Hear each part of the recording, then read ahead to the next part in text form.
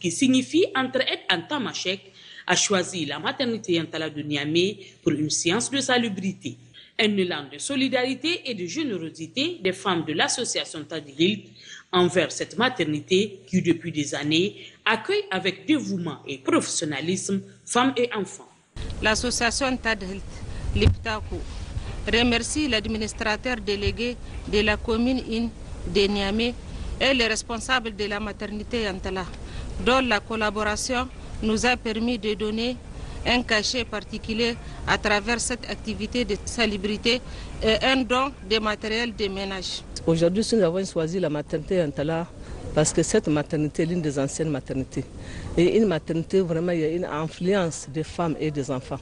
C'est à travers ce constat que nous sommes venus vraiment aujourd'hui appuyer cette maternité, à encourager le personnel de la maternité et appuyer les responsables qui sont chargés de la salubrité, qui sont débordés parce qu'ils ont un espace très vaste. Très émue, la directrice de la maternité Yantala s'est réjouie de cette initiative avant de saluer ce geste à sa juste valeur.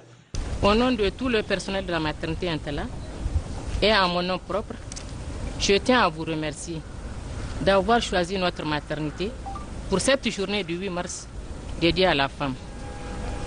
Cette salubrité va permettre d'assainir notre cadre de travail, surtout que c'est un endroit qui accueille beaucoup de femmes et des enfants. En dehors des femmes de l'association Tadhilt, celles de l'association Timidiria, qui signifie fraternité en tamashek, ont choisi la direction des immunisations.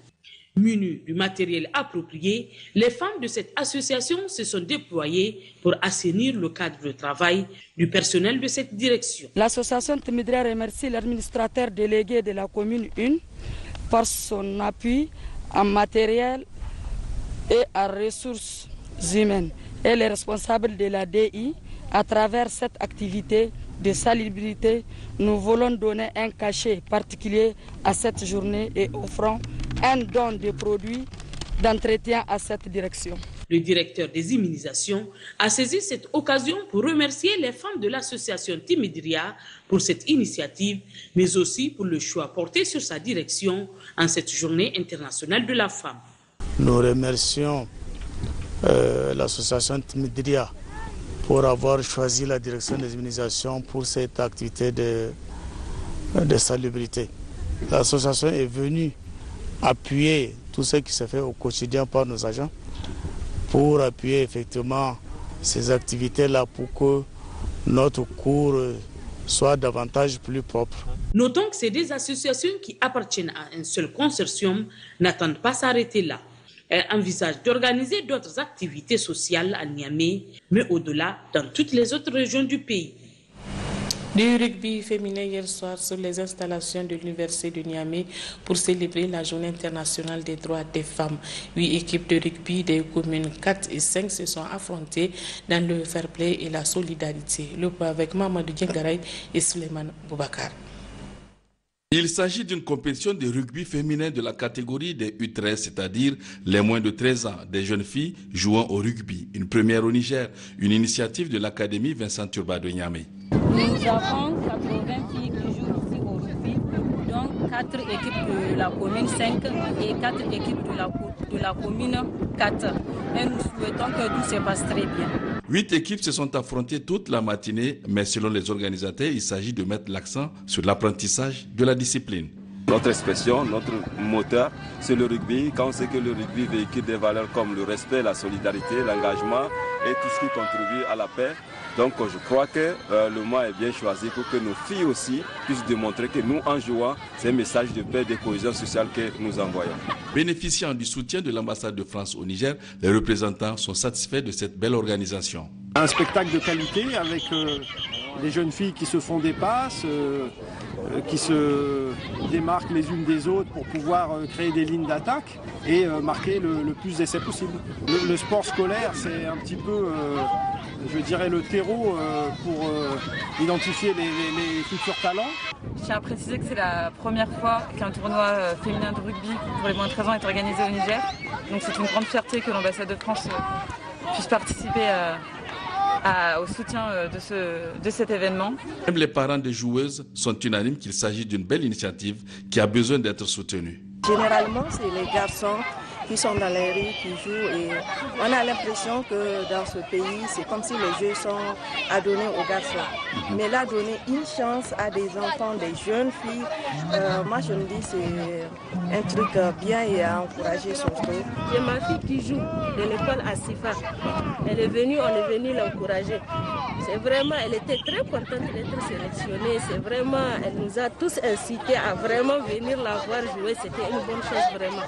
On apprécie vraiment ce genre d'initiative. C'est une façon pour ces jeunes filles de célébrer le 8 mars à travers une activité sportive. C'est également l'occasion pour la Fédération de rugby de faire la promotion de ce sport chez les dames.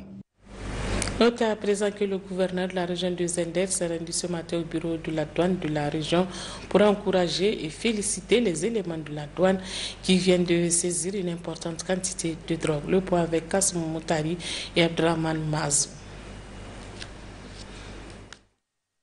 Coup de chapeau aux éléments du bureau de douane de Zender et de la police régionale qui viennent de mettre la main sur un trafiquant de drogue qui se réclame transitaire de profession.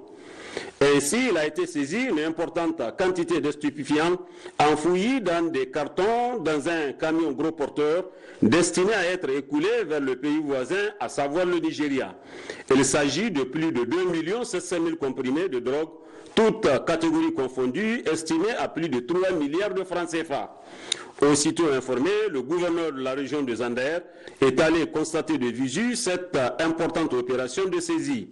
Issa Moussa a saisi cette opportunité pour remercier et encourager les éléments de la douane et de la police régionale au nom des plus hautes autorités du pays, au premier chef, le président de la République, chef de l'État, Issou Mahamadou. Ces produits sont des produits extrêmement nocifs pour notre jeunesse. Et c'est pourquoi, sur toutes les entrées à la frontière, nous avons posté des éléments de la douane et des autres forces de défense et de sécurité pour nous aider à dénicher, à détecter aussi bien ceux qui transportent et qui introduisent ça, mais également dans les zones urbaines et rurales, ceux qui consomment ça. Nous vous remercions au nom du président de la République de tout le travail que vous êtes en train de faire pour notre pays et particulièrement pour notre région. Pour sa part, le chef de bureau de douane de Zander, l'inspecteur principal Soumana Salif Di Pascal, brosse ici la situation. Cette opération, c'est dans le cadre de notre activité quotidienne. Donc, AMCC est venu nous voir pour les formalités d'un conteneur de produits pharmaceutiques en transit sur le Nigeria, en passant par Magaria. Et comme d'habitude, nous avons demandé à d'abord ouvrir le conteneur et écouler. Les gens sont écoulés le conteneur. Ils ont pris les échantillons de chaque carton pour l'amener au bureau. Donc, en traitant les produits, j'ai vu un produit dont j'ai eu des doutes par rapport à ce produit-là, qui m'a semblé voir une fois à la télé lors d'une saisie de l'Octis. Alors j'ai fait appel à nos collègues de la police pour en savoir plus. Et ils m'ont confirmé que c'est bien du tramadol. Il est à noter que les agents de la douane de Zander ne sont pas à leur première prouesse. En effet, les éléments du colonel Alassane ont toujours mené un combat sans merci contre les trafiquants de stupéfiants afin de sécuriser davantage les populations contre ce fléau. Et puis ouverture ce matin à Difa des travaux de l'Assemblée consulaire régionale de Difa.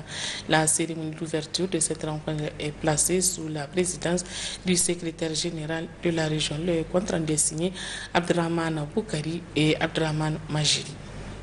Procéder au bilan des activités de l'année 2020 suivi du diagnostic des problèmes qui assaillent les différents secteurs de l'économie régionale et partant proposer des pistes à des solutions. Telles sont donc au menu des travaux de l'Assemblée consulaire régionale de Difa.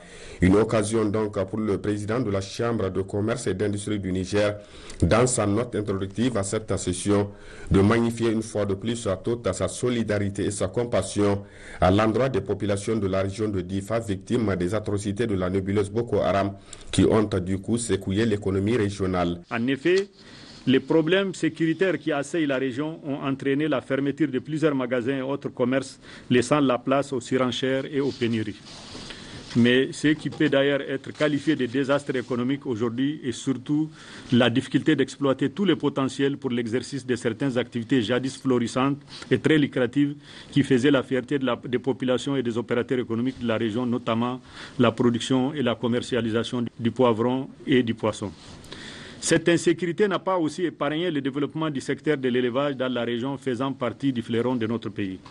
À tout cela est venue s'ajouter la décision de fermeture de leurs frontières prise par les autorités nigérianes, mettant un coup d'arrêt aux activités du commerce transfrontalier résiduel qui s'y exerçaient encore. Je voudrais vous exprimer toute notre solidarité dans cette situation qui vous affecte au premier plan, mais au-delà notre pays en termes d'impact négatif. Je voudrais surtout rappeler que nous sommes tous interpellés, pouvoirs publics et privés, pour mener des réflexions propres à amoindrir les impacts de ces situations sur l'économie de votre région et sur l'économie nationale. Intervenant à son tour, le secrétaire régional de la région de Difa, M. Yahaya Godi, a rassuré les consulaires de l'entière détermination et disponibilité constante des autorités régionales à créer les conditions pour une reprise effective des activités économiques, et ce, à travers l'ouverture de plusieurs chantiers. Il s'agit, entre autres, de la reprise du bitumage de la route d'Ifan-Gingimi, frontière Tchad, dont les travaux déjà lancés le 25 septembre 2020 sont au cœur des autorités régionales. En atteste le déplacement tout récent du gouverneur de la région de Difa pour dénoncer le retard accusé par les entrepreneurs pour qu'ils se ressaisissent et démarrer impérativement les travaux. Le bitumage de la route Méné-Soroa-Gaidam, dont les travaux ont été aussi officiellement lancés à la même date, au grand bonheur de l'économie régionale. La réalisation de ces infrastructures garantira la promotion des échanges avec les pays voisins.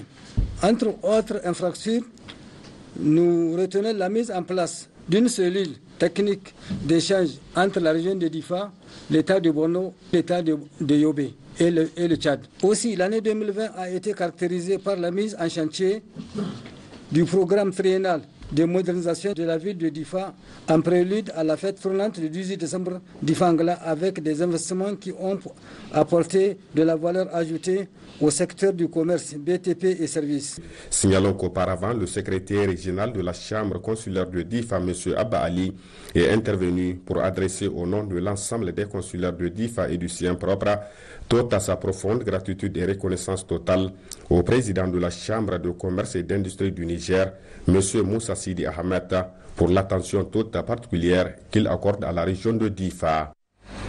Et le volet reportage de cette édition nous amène dans la région de Dosso, où une de nos équipes s'est intéressée à l'exécution du niveau des programmes dans les établissements scolaires de la région. Le reportage est signé Omar Goubé et Moussa Namewa.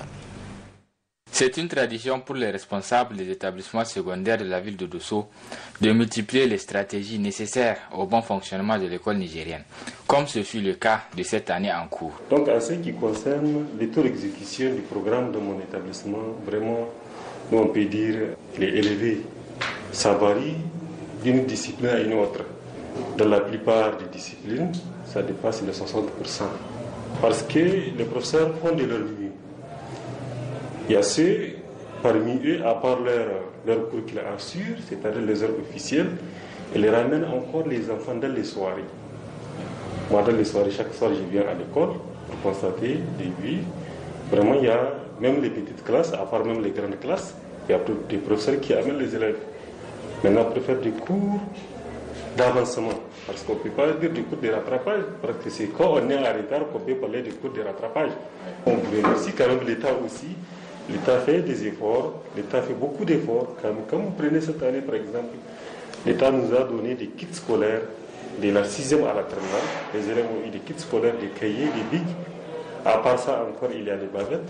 On nous a donné 2 bavettes par élève. Le secteur primaire enregistre une très bonne avancée, comme nous le dit la directrice d'une école de la place. Dans l'exécution du programme, dans les grandes classes, nous sommes presque à 80%.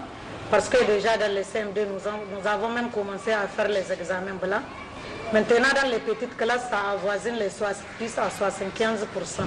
On rencontre certaines difficultés, surtout dans les petites classes, où il nous faut faire recours toujours à des séances de rémédiation. Quant aux élèves, ils sont aussi conscients de l'engagement des autorités à assurer le bon fonctionnement de l'école nigérienne. Vraiment, dans notre établissement, les cours sont vraiment dans les bonnes conditions, quoi. Comme l'ont souligné ces élèves et responsables de ces établissements, l'engagement de tous est nécessaire pour que l'école nigérienne retrouve ses lettres de noblesse.